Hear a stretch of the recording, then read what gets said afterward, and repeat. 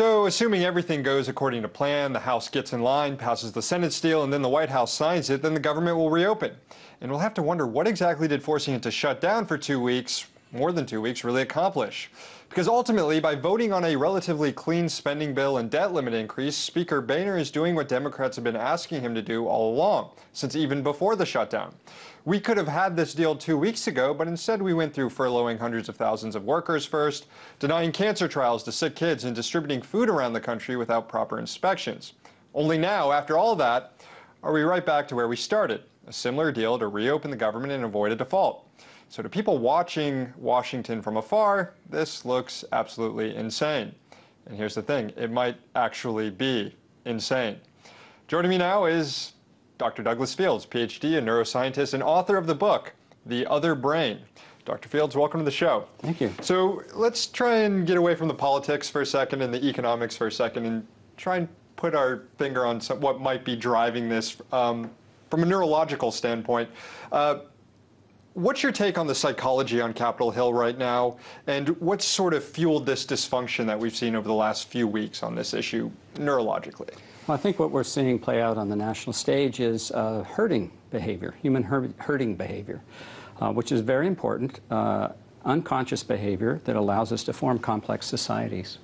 And I think that can provide some perspective on what's going on. So when you say herding behavior, that means people acting in group and losing their kind of own agency to make right and wrong decisions, sort of, right? Exactly. Group behavior is adopting or modeling the behavior of the group that you're in. And an individual will develop emotions and feelings, thoughts and behavior according to the group around them.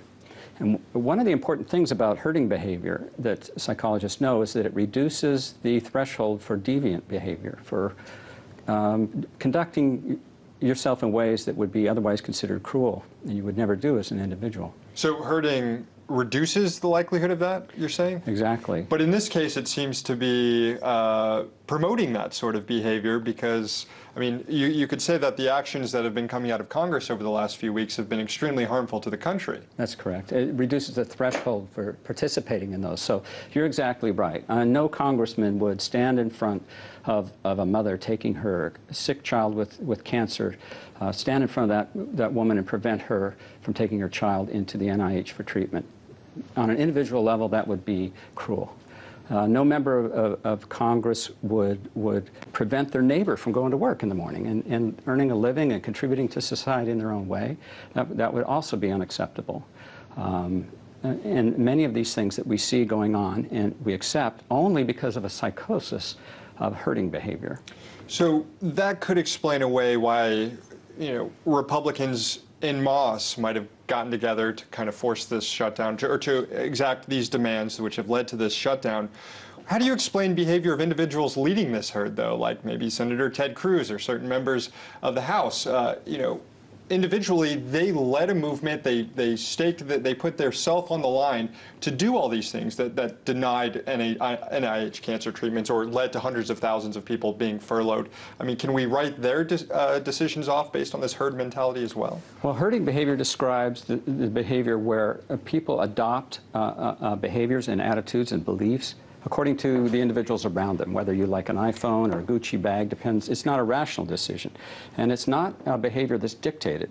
So while we have leaders in groups, they're not really dictating necessarily the behaviors and thoughts of the other members of their herd. They are participating. So it's a natural process. It's essential for humans to form social structures, to coalesce around others in their group. So there are leaders, but they're not dictating behavior of all the individuals in their group. But once you become part of this group, you adopt unconsciously those same beliefs and behaviors. So is Ted Cruz a psychopath? This is not psychopathic behavior in the sense that it's normal behavior. There would be no human society if we didn't have this propensity and neural circuits which are unique to humans that allow us to mimic and adopt other people's behaviors. But what is in a sense psychotic about it is that an individual would not behave this way towards other individuals except for the anonymity and the reduced compassion and apathy that develops in herds. And we see this in mob violence and fads. Why has this herd mentality been so much more prevalent, it seems, in the last 2.5 years in Congress than we've seen before? I mean, the debt limit had been raised, so. The government has shut down in the past, not for this long, and it was usually over spending issues, not over extra issues like Obamacare.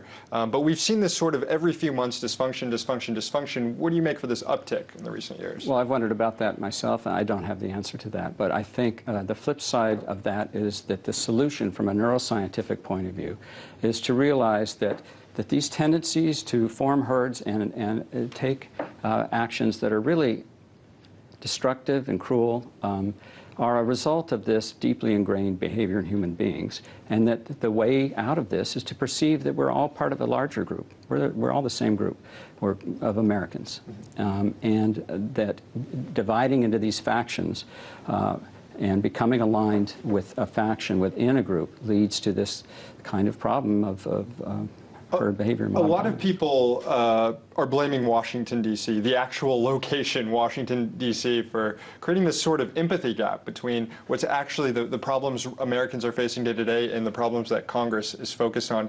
Is there something in the air in Washington, D.C. that inhibits our empathy receptors? No, it's just that this is where it happens. This is where the groups coalesce and they have these interactions. But I think that what will happen is that either members of Congress will realize that we are all part of a bigger group and have to come together, or the larger group that is America, the citizens, are going to remind them through their votes that this is not an acceptable behavior to sabotage the normal operation of government. I think by and large people don't accept that. Is there something naturally psychopathic about choosing to be a politician, choosing to go and appeal to people for, ask for votes all the time? I mean, there's been studies, 1% of the population is believed to be psychopathic, something like 4% in corporate America, 15% in prisons. What do you think the rate is on Congress? No, I think that members of Congress are all well-meaning, most of them quite devoted individuals. I don't, by and large, I don't. Most of them? Most of them? Yes. Not all of them? Name some names. They certainly requires a unique set of skills and a lot of arrogance or fortitude that a lot of people don't have. Dr. Douglas Fields, neuroscientist and author of The Other Brain. Thanks so much. Thank you very much.